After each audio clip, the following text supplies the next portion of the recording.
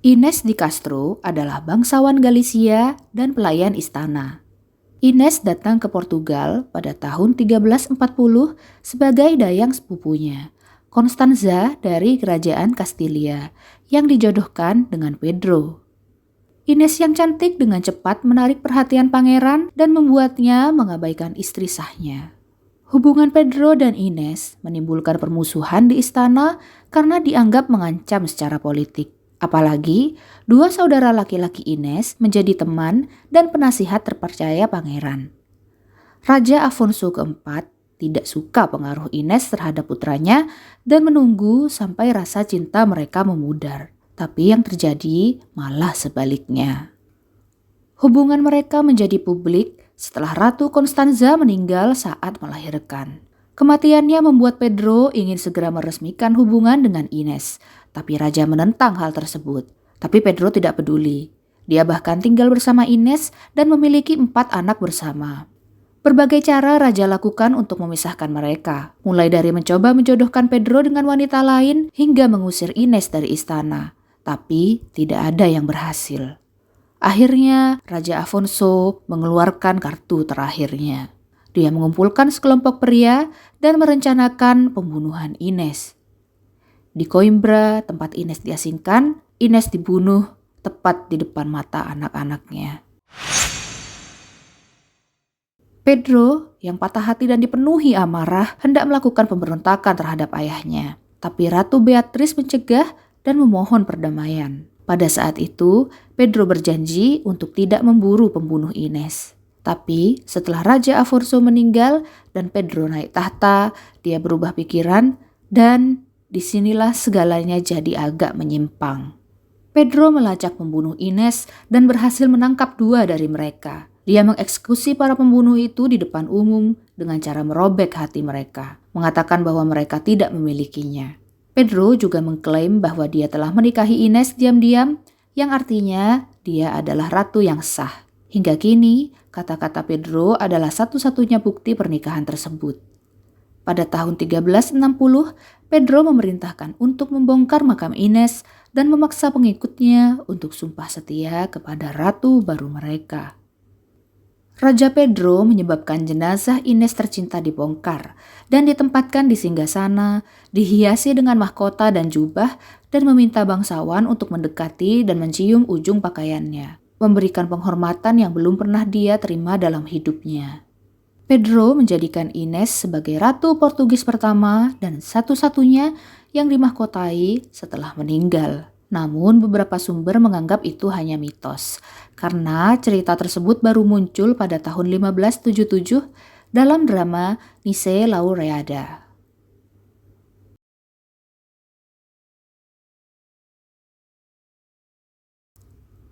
Roxilana ditangkap tentara pada usia 13 tahun saat penggerbekan budak dan dibawa ke Istanbul. Pada usia sekitar 17 tahun, Roxilana memasuki harem sultan dan diberi nama baru karena sifatnya yang ceria dan optimis. Hürrem artinya yang tertawa. Tak butuh waktu lama, Hürrem berhasil menjadi salir favorit Sultan Sulaiman. Bahkan hingga sang sultan rela melanggar tradisi Ottoman dengan menjadikan Hürrem istri sahnya. Sebelumnya, tidak ada budak yang diangkat menjadi istri sah sultan. Perubahan status dari budak menjadi permaisuri mengakibatkan kecemburuan dan kebencian, bukan hanya dari saingan di harem, tapi juga masyarakat umum. Tapi, hal itu tidak menghentikan Hürrem untuk menjadi wanita berpengaruh. Ikatan yang kuat dengan Sulaiman memberinya akses ke kekuasaan yang sebelumnya tidak dinikmati oleh wanita kesultanan lainnya. Dia diizinkan melahirkan lebih dari 1 anak laki-laki, yang merupakan pelanggaran terhadap prinsip harem kesultanan lama. 1 ibu selir, 1 anak laki-laki, yang dirancang untuk mencegah pengaruh ibu terhadap sultan dan perebutan kekuasaan. Hürrem juga menjadi wanita pertama yang tetap berada di istana sultan seumur hidupnya. Dalam tradisi Kesultanan Ottoman, permaisuri akan tetap berada di harem hanya sampai putranya mencapai usia dewasa. Putra-putra mereka kemudian akan dikirim ke provinsi yang jauh untuk menjadi pemerintah dan ibunya akan mengikuti mereka. Para permaisuri tidak akan pernah kembali ke Istanbul kecuali putra mereka berhasil naik tahta. Tapi itu tidak berlaku bagi Hürrem. Beberapa sumber menggambarkan Hürrem sebagai wanita yang cerdas, menyenangkan dan sangat cantik dengan rambut merahnya. Kecintaannya pada puisi dianggap sebagai salah satu alasan mengapa dia sangat disukai oleh Sulaiman yang merupakan pengagum puisi.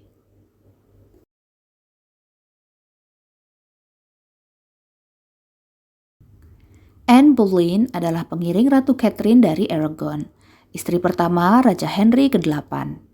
Bukannya fokus ke istrinya, Raja Henry ke-8 malah terpikat oleh Anne. Awalnya, Anne menolak mati-matian. Dia bahkan melarikan diri dari istana selama 1 tahun. Henry hampir putus asa mengejar Anne, tapi dia sangat menginginkan ahli waris laki-laki karena dia tidak mendapatkannya dari Catherine.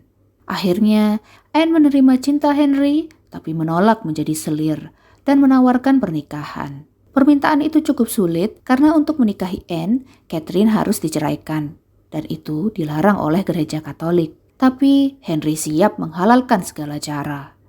Dia mengajukan pembatalan pernikahan dengan alasan Catherine berbohong tentang keperawanannya. Paus Clement ke-7 menolak alasan tersebut. Meskipun gagal, Henry tidak peduli dan malah melangsungkan pernikahan rahasia dengan Anne pada 1532. Tak lama kemudian, Anne hamil. Karena tidak ingin anaknya berstatus anak haram, dan meskipun Henry masih suami sah Catherine di mata gereja Katolik, mereka mengadakan pernikahan kedua pada Januari 1533. Pada bulan April tahun yang sama, parlemen mengesahkan undang-undang pertama yang membuat Inggris secara resmi menolak Katolik dan mendirikan gereja Protestan Inggris. Ini merampas otoritas paus untuk ikut campur dalam pernikahan Henry. Pada bulan Mei, Uskup Agung Canterbury menyatakan pernikahan Henry dan Catherine batal. Tak lama kemudian, dia mengesahkan pernikahan Henry dan Anne. Gelar Catherine sebagai ratu pun dicabut dan mahkota bergeser ke Anne. Raja dan ratu baru ini menikmati rumah tangga harmonis di awal pernikahan mereka, tapi masa bahagia itu hanya berlangsung sebentar. Pada musim panas tahun 1533, Anne yang sedang hamil mengetahui bahwa Henry memiliki simpanan lain. Hubungan mereka semakin terpuruk setelah Anne melahirkan anak perempuan Elizabeth ke-1. Tak lama kemudian, dia hamil lagi, namun karena tertekan, Anne mengalami 3 kali keguguran. Sementara itu, Henry yang frustasi karena tidak kunjung mendapat anak laki-laki, memilih selingkuh dengan Meg Shelton dan Jane Seymour. Pada akhirnya, Jane membuat Henry tergila-gila dan dia ingin menikahinya. Lagi-lagi, dia harus cari cara untuk menyingkirkan istri sahnya. Pada tahun 1536, dia menuduh Anne dengan perzinahan, insest, dan persekongkolan melawan raja. Anne dinyatakan bersalah oleh juri yang terdiri dari pamannya dan mantan tunangannya. Pernikahan dengan Henry juga dibatalkan dan dinyatakan tidak sah. Anne dijatuhi hukuman mati, namun menurut seorang polisi, Anne tampak bahagia dan siap mengakhiri hidup. Puisi Oh That Rocked Me Asleep yang dipercaya ditulis Anne mengungkapkan bahwa dia berharap kematian akan mengakhiri penderitaannya. Pada 19 Mei 1536, Anne mati di tangan seorang ahli pedang Prancis. Setelah memenggal istri keduanya, Henry segera menikahi Jane, hanya 11 hari setelah eksekusi Anne Boleyn.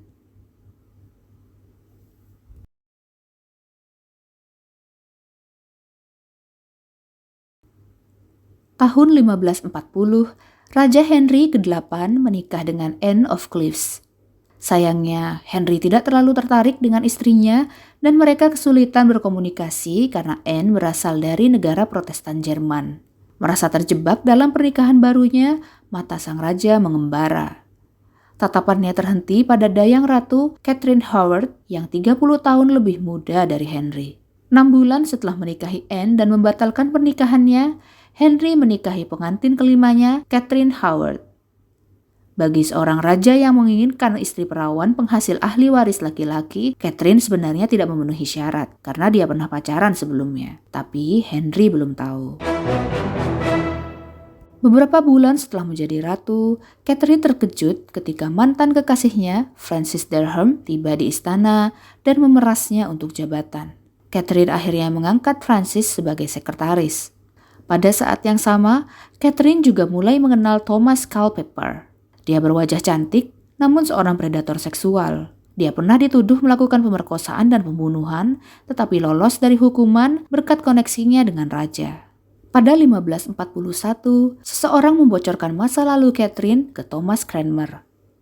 Cranmer pun menyampaikan hal ini ke Henry, yang awalnya tidak percaya. Tapi, penyelidikan yang segera dia lakukan memberikan fakta tidak menyenangkan. Francis Derham dan Thomas Culpeper mengakui perselingkuhan setelah disiksa. Mereka dieksekusi pada 10 Desember dan kepala mereka dipajang di jembatan London. Sejumlah kerabat Catherine juga ditanyai tentang masa lalunya dan beberapa didakwa dengan pengkhianatan karena menyembunyikan masa lalu seksual Catherine. Dihadapkan dengan kebenaran tentang masa lalu Catherine, Henry mengalami depresi berat. Catherine pun dilucuti dari gelarnya sebagai ratu dan dipenggal di menara London. Dia mungkin berusia 18 tahun saat kematiannya. Terlepas dari tindakan ini, pernikahannya dengan Henry tidak pernah dibatalkan secara resmi.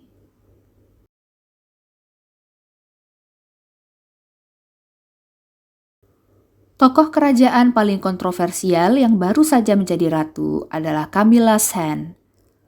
Awal mula pertemuan Charles dan Camilla adalah setahun sebelum karir militer Charles. Meskipun mereka saling tertarik, Camilla dianggap tidak memenuhi kriteria istri pewaris tahta. Karena hubungan mereka tak berjalan mulus, Camilla pun menikahi lelaki lain, Andrew Parker Bowles. Pada tahun 1980, Charles dan Diana Spencer berkencan dan menikah setahun kemudian. Tapi bukannya setia pada pasangan masing-masing. Charles dan Camilla berhubungan lagi tahun 1986. Tahun 1992, buku Diana, Her True Story in Her Own Words dirilis. Perselingkuhan Charles dan Camilla sekarang bukan lagi gosip orang dalam, tapi diketahui oleh orang di seluruh dunia. 3 tahun kemudian, Camilla dan Andrew bercerai, diikuti Charles dan Diana pada tahun 1996. Meski sudah sama-sama cerai, cinta mereka masih sulit karena dihadapkan dengan penolakan keras, baik dari publik maupun keluarga kerajaan. Perjuangan pasangan itu semakin berat setelah Lady Diana meninggal dalam kecelakaan mobil di Paris. Mayoritas publik menyalahkan Charles dan Camilla atas kematian Queen of People's Heart. Tapi akhirnya, tahun 1999, Camilla dan Charles mulai berani go public dengan pulang bersama dari sebuah acara. Pada Agustus di tahun yang sama, Camilla menemani Charles dan anak-anaknya dalam perjalanan ke Yunani. Tapi, restu dari ibu Charles masih belum didapatkan. Ratu menolak bertemu Camilla untuk waktu yang lama. Namun akhirnya pada tahun 2000, Ratu bersedia datang ke sebuah pesta di kediaman Charles dan Camilla juga ada di sana. Hal itu dianggap sebagai pengakuan halus atas hubungan mereka. Pada Februari 2005, Charles dan Camilla mengumumkan pertunangan dan memilih April sebagai bulan pernikahan. Mereka pun resmi menikah secara sipil di Windsor Guildhall. Charles dan Camilla dinobatkan sebagai Raja dan Ratu Britania Raya dan wilayah persemakmuran lainnya pada 6 Mei 2023 di Westminster Abbey. Bagaimana pendapatmu tentang topik kali ini? Tuliskan komentarmu di kolom komen ya. Dan jangan lupa klik like dan subscribe untuk cerita menarik lainnya.